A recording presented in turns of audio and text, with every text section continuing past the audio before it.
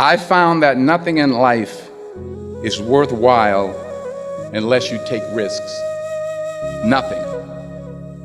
Nelson Mandela said, "There is no passion to be found playing small and settling for a life that's less than the one you're capable of living." Now, I'm sure in your experiences in school and applying to college and picking your major and deciding what you want to do with life, I'm sure people have told you to make sure you have something to fall back on. Make sure you got something to fall back on, honey. But I never understood that concept, having something to fall back on. If I'm going to fall, I don't want to fall back on anything except my faith. I want to fall forward. I figure at least this way I'll see what I'm going to hit. Fall forward. This is what I mean. Reggie Jackson struck out 2,600 times in his career, the most in the history of baseball. But you don't hear about the strikeouts. People remember the home runs. Fall forward. Thomas Edison conducted 1,000 failed experiments. Did you know that? I didn't know that. Because the 1,001st was the light bulb. Fall forward. Every failed experiment is one step closer to success. You've got to take risks, and I'm sure you've probably heard that before, but I want to talk to you about why that's so important. First, you will fail at some point in your life. Accept it. You will lose. You will embarrass yourself. You will suck at something. There's no doubt about it. And I know that's probably not a traditional message for a graduation ceremony, but hey, I'm telling you, embrace it, because it's inevitable. And I should know. In the acting business, you fail all the time. Early on in my career, I auditioned for a part in a Broadway musical. Perfect role for me, I thought, except for the fact that I can't sing.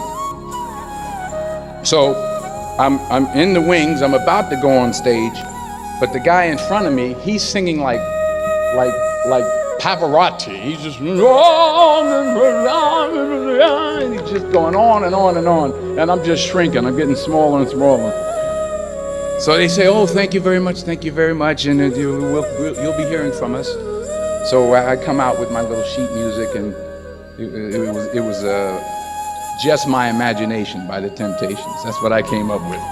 So I hand it to the accompanist, and she looks at it and looks at me and looks out at the director and was like, "Nice." So I start, I'm gonna sing. I'm like,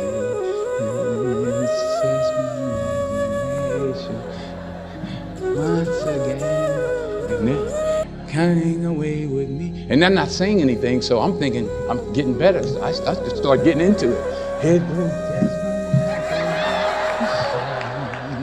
Running. This, thank you very much, Mr. Washington. Thank you. So I assumed I didn't get the job. But the next part of the audition, he called me back. The next part of the audition is the acting part of the audition. So I'm like, hey, okay, maybe I can't sing, but I know I can act. So they pair me with this guy, and again, I didn't know about musical theater. And musical theater is big, so they can reach everyone all the way in the back of the stadium. And I'm more from a realistic, naturalistic kind of acting where you actually talk to the person next to you. So I don't know what my line was. My line was, "Well, hand me the cup." And his line was, "Well, I will hand you the cup, my dear. The cup will be there to be handed to you." I said, "Oh, okay." "Well, should I give you the cup back?" "Oh, yes, you should give it back to me, because you know that is my cup and it should be given back to me." I didn't get the job. But here's the thing. I didn't quit. I didn't fall back. I walked out of there to prepare for the next audition, and the next audition, and the next audition. I prayed. I prayed. And I prayed. But I continued to fail and fail and failed. But it didn't matter, because you know what? There's an old saying, you hang around the barbershop long enough, sooner or later you're going to get a haircut. So you will catch a break, and I did catch a break. Last year, I did a play called Fences on Broadway. Someone talked about it. Won the Tony Award. And I didn't have to sing, by the way. But here's the kicker. It was at the Court Theater. It was at the same theater that I failed that first audition 30 years prior. The point is, every graduate here today has the training and the talent to succeed. But do you have the guts to fail? Here's my second point about failure. If you don't fail, you're not even trying. I'll say it again. If you don't fail, you're not even trying. My wife told me this great expression. To get something you never had, you have to do something you never did. Les Brown's a motivational speaker. He made an analogy about this. He says, imagine you're on your deathbed, and standing around your deathbed are the ghosts representing your unfulfilled potential. The ghost of the ideas you never acted on. The ghost of the talents you didn't use. And they're standing around your bed, angry, disappointed, and upset. They say, we came to you because you could have brought us to life, they say. And now we have to go to the grave together. So I ask you today, how many ghosts are going to be around your bed when your time comes? You've invested a lot in your education, and people have invested in you. And let me tell you, the world needs your talents, man, does it ever. I just got back from Africa like 2 days ago, so if I'm rambling on, it's because I'm jet lagged. I just got back from South Africa. It's a beautiful country, but there are places there with terrible poverty that need help. And Africa is just the tip of the iceberg. The Middle East needs your help. Japan needs your help.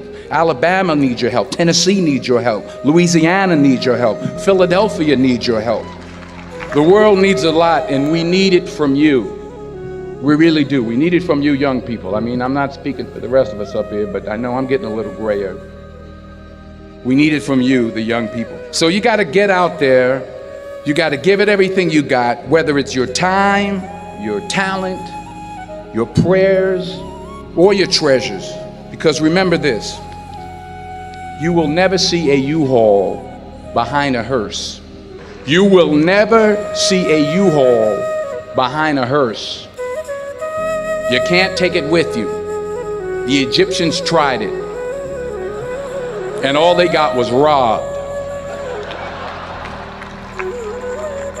So the question is, what are you going to do with what you have? I'm not talking about how much you have. Some of you are business majors, some of you are theologians, nurses, sociologists. Some of you have money, some of you have patience, some of you have kindness, some of you have love. Some of you have the gift of long suffering, whatever it is, whatever your gift is. What are you going to do with what you have? All right, now here's my last point about failure.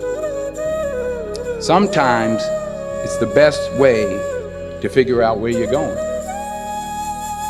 Your life will never be a straight path. I began at Fordham University as a pre-med student. I took a course called cardiac morphogenesis. I still can't say it. Cardiac morphogenesis. I couldn't read it, I couldn't say it, I sure couldn't pass it. So then I decided to go into pre-law, then journalism. And with no academic focus, my grades took off in their own direction.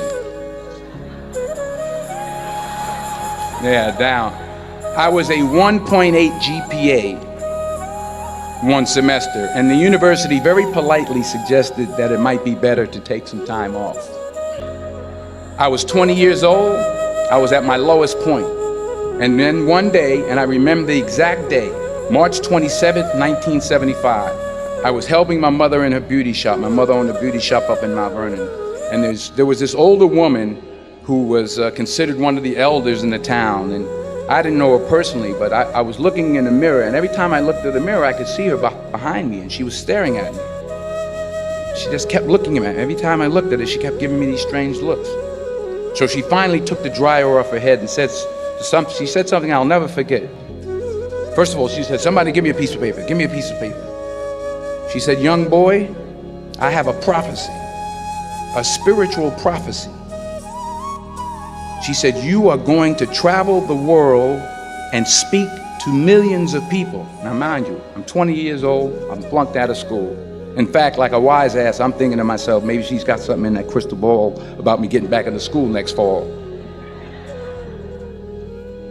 But maybe she was on to something, because later that summer, while working as a counselor at a YMCA camp in Connecticut, we put on a talent show for the campers. And after the show, another counselor came up to me and asked, have you ever thought about acting? You're good at that. So when I got back to Fordham that fall, I got in and I changed my major once again for the last time. And in the years that followed, just as that woman prophesied, I have traveled the world and I have spoken to millions of people through my movies.